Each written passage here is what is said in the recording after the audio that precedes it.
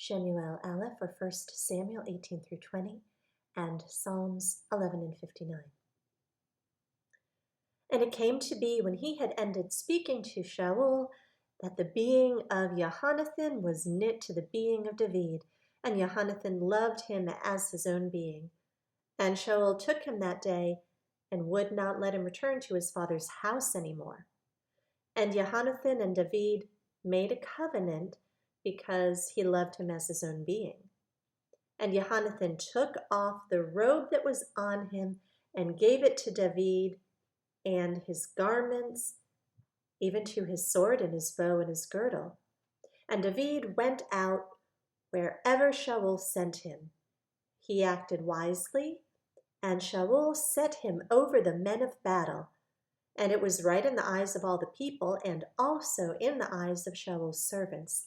And it came to be as they came in, as Dawid was returning from striking the Philistine, that the women came out from all the cities of Israel, singing and dancing to meet Shaul the sovereign with tambourines, with joy, and with musical instruments. And the women sang as they danced, and said, Shaul struck his thousands, and Dawid his 10,000s. And Shaul was very wroth, and this matter was evil in his eyes. And he said, to Dawid they've given 10,000s, and to me they've given thousands. So what more for him except the rain? And from that day on Shaul eyed Dawid.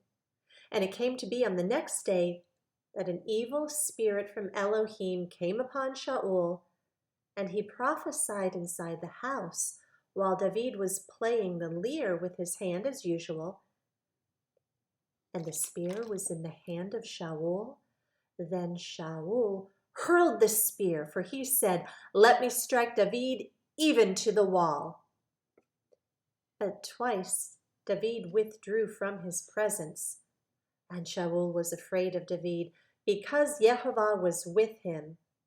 But from Shaul he had turned away. Shaul therefore removed him from his presence and made him commander over 1,000. And he went out and came in before the people. And Dawid was acting wisely in all his ways, and Jehovah was with him. And Shaul saw that he was acting very wisely and was afraid of him. But all Israel and Yehudah loved Dawid, as he went out and came in before them.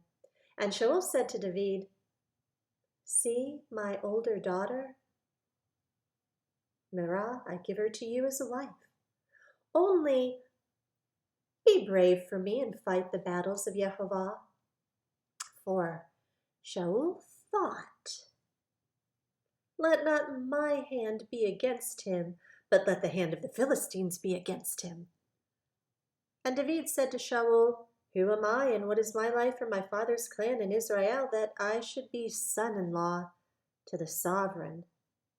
And it came to be at the time when Merab, Shaul's daughter, should have been given to Dawid, that she was given to Adriel, the Mahalathite, as a wife.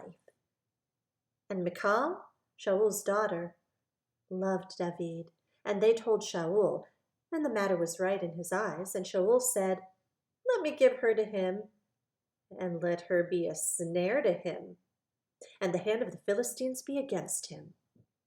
So Shaul said to Dawid a second time, become my son-in-law today.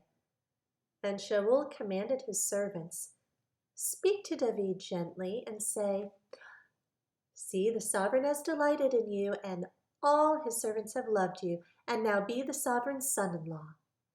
And the servants of Shaul spoke those words in the hearing of Dawid, and Dawid said, does it seem to you a small matter to be a sovereign's son-in-law, seeing I am a poor man and lightly esteemed? And the servants of Shaul told him, saying, Dawid has spoken according to these words. And Shaul said, say to Dawid, the sovereign has no delight in any payment for the bride. but 100 foreskins of the Philistines to be avenged on the sovereign's enemies. But Shaul intended to have David fall by the hand of the Philistines. And the sovereigns declared these words to David, and it pleased David very well to become the sovereign's son-in-law. And the days had not expired, and David arose and went, he and his men, and struck 200 men of the Philistines. And David brought their foreskins, and they set them before the sovereign to become the sovereign's son-in-law. And Shaul gave Michal his daughter as a wife. And Shaul saw and knew that Jehovah was with David, and Michal, daughter of Shaul, did love him. So then Shaul was still more afraid of David, and Shaul came to be an enemy of David all the days. And the princes of the Philistines went out to fight, and it came to be, whenever they went out, that David acted more wisely than all the servants of Shaul, so that his name came to be very precious. Chapter 19. And Shaul spoke to Yohanathan his son and to all his servants to put David to death. But Yohanathan, Shaul's son, delighted much in David, and Yohanathan declared to David, saying, My father Shaul seeks to put you to death, and now please be on your guard until morning, and dwell in secrecy and hide. And I myself shall go out and stand beside my father in the field where you are, and speak to my father about you, and shall see, and shall let you know. And Yohanathan spoke well of David to Shaul his father, and said to him, Let not the sovereign sin against his servant, against David, because he has not sinned against you, because his works have been very good towards you. For he took his life in his hands and struck the Philistine, and Jehovah wrought a great deliverance for all Israel. You saw it and rejoiced. Why then do you sin against innocent blood to put David to death without cause? And Shaul listened to the voice of Yohanathan, and Shaul swore, As Jehovah lives, he does not die. Yohanathan then called David, and Yohanathan told him all the words. So Yohanathan brought David to Shaul, and he was in his presence as before. And there was fighting again, and David went out and fought with the Philistines and struck them a great smiting, and they fled before him. And an evil spirit from Jehovah came upon Shaul as he sat in his house with his spear in his hand, and David was playing the lyre with his hand. And Shaul sought to strike the spear through David into the wall, but he slipped away from the presence of Shaul, so he struck the spear into the wall. And David fled and escaped that night. And Shaul sent messengers to David's house to watch him and to put him to death in the morning. And Michal, David's wife, informed him, saying, If you do not save your life tonight, tomorrow you're put to death. So Michal let David down through a window, and he went and fled and escaped.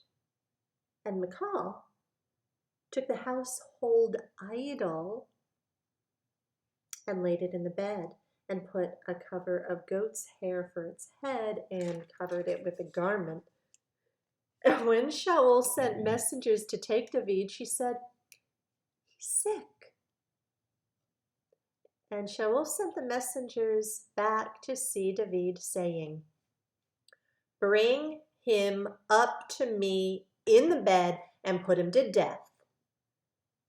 And the messengers came in and saw the household idol in the bed with a cover of goat's hair for its head. Shaul then said to Michal, Why have you deceived me like this and sent my enemy away so that he escaped? And Michal answered Shaul, He said to me, Let me go. Why should I put you to death? Now, David fled and escaped and went to Shemuel at Ramah and told him all that Shaul had done to him. And he and Shemuel went and dwelt in Noeth. And it was reported to Shaul, saying, See, David is in Noeth in Ramah. And Shaul sent messengers to take David, and they saw the assembly of the prophets prophesying, and Shemuel standing as a leader over them. And the spirit of Elohim came upon the messengers of Shaul, and they also prophesied. But when Shaul was told, he sent other messengers, and they prophesied likewise. So Shaul sent messengers again, the third time, and they prophesied also. Then he himself went to Ramah and came to the great wall that is at Siku, and he asked and said, Where are Shemuel and David?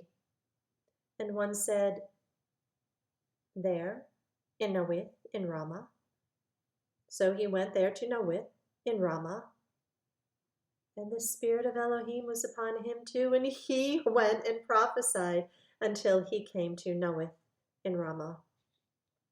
And he also stripped off his garments and prophesied before Shemuel, and lay down naked all that day and all that night. Therefore they say, Is Shaul also among the prophets? Chapter 20. And David fled from Noeth in Ramah, and went and said to Yohanathan, What have I done? What is my crookedness? What is my sin before your father that he seeks my life? And Yohanathan said to him, Far be it, you're not going to die. See, my father does no big matter nor small matter without disclosing it to me. And why should my father hide this matter from me? It's not so. But David swore again and said, Your father knows well that I have found favor in your eyes. And he says, Do not let Yohanathan know this, lest he be grieved. But truly, as Yehovah lives and as your being lives, there is but a step between me and death. And Yohanathan said to David, Whatever your desire is, I do it for you. And David said to Yohanathan, See, tomorrow is the new moon, and I ought to sit with the sovereign to eat, but let me go, and I shall hide in the field until the third day at evening. If your father misses me at all, then you shall say, David earnestly asked my permission to run over to Bethlehem, his city, for a yearly slaughtering is made there for all the clan. If he says thus, It is well, your servant is safe. But if he is very displeased, then know that he is resolved to do evil. And you shall show loving commitment to your servant, for you have brought your servant into a covenant of Yehovah with you. And if there is crookedness in me, put me to death yourself. For why should you bring me to your father? And Yohanathan said, Far be it from you. For if I knew with certainty that my father has resolved that evil is to come upon you, then would I not make it known to you? And David said to Yohanathan, Who would make it known to me, or what if your father answers you sharply? And Yohanathan said to David, Come, let us go out into the field. And they both went into the field. And Yohanathan said to David, Yehovah, Elohim of Israel, be witness. When I search out my father sometime tomorrow or the third day, and see if there is good toward David, and I do not send to you or disclose it to you, so let Yehovah do so and much more to Yohanathan. And if it pleases my father to do you evil, then I shall disclose it to you and send you away, and you shall go in peace. And Yehovah be with you as he has been with my father. But show me the loving commitment of Yehovah, not only while I still live, so that I do not die. And do not cut off your loving commitment from my house forever. No, not when Yehovah has cut off every one of the enemies of Dawid from the face of the earth. And Yohanathan made a covenant with the house of Dawid, saying, Yehovah shall require it at the hand of the enemies of Dawid. And Yohanathan again made Dawid swear, because he loved him, for he loved him as he loved his own being. So Yohanathan said to him, Tomorrow is the new moon, and you shall be missed, because your seat shall be empty. And on the third day, go down quickly, and you shall come to the place where you hid on the day of the deed, and shall remain by the stone Etzel. And let me shoot 3 arrows to the side of it, as though shooting at a target. And see, I shall send the youth, saying, Go find the arrows. If I expressly say to the youth, Look, the arrows are on this side of you, get them and come, then as Yehovah lives, there is safety for you and no concern. But if I say thus to the youth, Look, the arrows are beyond you, go your way, for Yehovah has sent you away. And as for the word which you and I have spoken of, see, Yehovah is between you and me forever. And Dawid hid in the field. And when the new moon came, the sovereign sat down by the food to eat. And the sovereign sat on his seat, as at other times, on a seat by the wall, with Yohanathan standing and Abner sitting by Shaul's side. But the place of Dawid was empty. But Shaul spoke not a word that day, for he thought, It is an accident. He's not clean, for he's not been cleansed. And it came to be the next day, the second day of the new moon, that David's place was empty. And Shaul said to Yohanathan his son, Why has the son of Yishai not come to eat, either yesterday or today? And Yohanathan answered Shaul, Dawid earnestly asked my permission to go to Bethlehem. And he said, Please let me go, for our clan has a slaughtering in the city, and my brother has commanded me to be there. And now, if I found favor in your eyes, please let me get away and see my brothers. That's why he's not come to the sovereign's table. Then the displeasure of Shaul burned against Yohanathan, and he said to him, You son of a perverse, rebellious woman, do I not know that you have chosen the son of Yishai to your own shame, and to the shame of your mother's nakedness? For as long as the son of Yishai lives on the earth, you shall not be established, you and your reign. And now send and bring him to me, for he is a son of death. And Yohanathan answered Shaul his father and said to him, Why should he be put to death? What has he done? At that, Shaul hurled a spear at him to smite him. Then Yohanathan knew that his father had resolved to put Dawid to death. And Yohanathan rose up from the table in the heat of displeasure and ate no food the second day of the new moon, for he was grieved for Dawid, because his father put him to shame. And it came to be in the morning that Yohanathan went out into the field at the time appointed with Dawid, and a small youth was with him. And he said to the youth, Now run, find the arrows which I shoot. As the youth ran, he shot an arrow beyond him. And when the youth came to the place where the arrow was, which Yohanathan had shot, Yohanathan called out after the youth and said, Is not the arrow beyond you? And Yohanathan shouted after the youth, Make haste, hurry, do not stand still. And Yohanathan's youth picked up the arrows and came to his master. But the youth knew not a speck. Only Yohanathan and Dawid knew of the matter. Then Yohanathan gave his weapons to the youth and said to him, Go, take them to the city.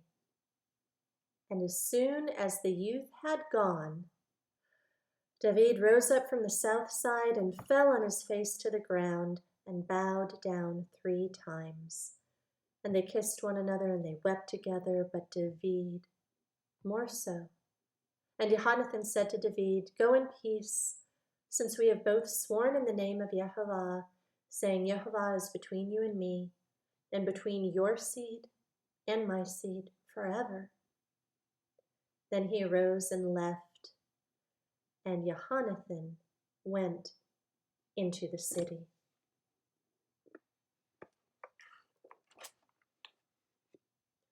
Psalm 11. In Yehovah I have taken refuge. Why do you say to me, "Flee to your mountain like a bird"? For look, the wrong bend a bow. They set their arrow on the string to shoot in darkness at the upright in heart. When the foundations are destroyed, what shall the righteous do? Yehovah is in his set-apart Hekal. The throne of Yehovah is in the heavens. His eyes see. His eyelids examine the sons of men. Yehovah tries the righteous, but his being shall hate the wrong and the one who loves violence. Upon the wrong he rains snares, fire and sulfur and a scorching wind are the portion of their cup. For Yehovah is righteous, he has loved righteousness. The upright shall see his face. Psalm 59. Deliver me from my enemies, O my Elohim. Set me on high from those who rise up against me. Deliver me from the workers of wickedness and save me from men of blood. For look, they've lain in wait for my life. Mighty men assemble against me.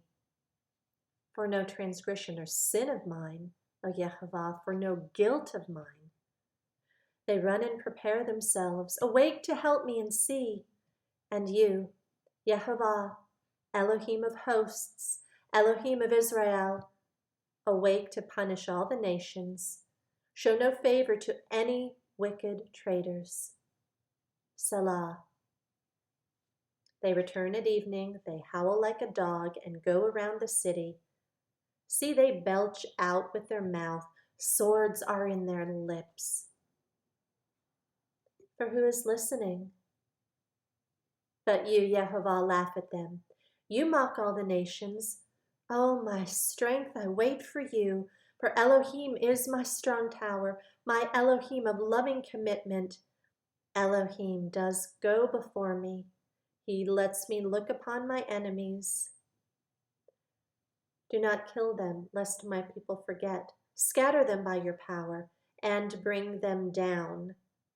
O Yehovah, our shield. The sin of their mouth is the words of their lips, and they are captured in their pride, and for the cursing and lying they utter. Bring them to an end in wrath, bring them to an end, that they be no more. And let them know that Elohim is ruling in Yaakov to the ends of the earth. Selah. And at evening they return. They howl like a dog and go around the city. They wander up and down for food and wine if they're not satisfied. And I sing of your power, and in the morning I sing aloud of your loving commitment. For you have been my strong tower and a refuge in the day of my distress. O my strength, to you I sing praises, for Elohim is my strong tower, my Elohim of loving commitment.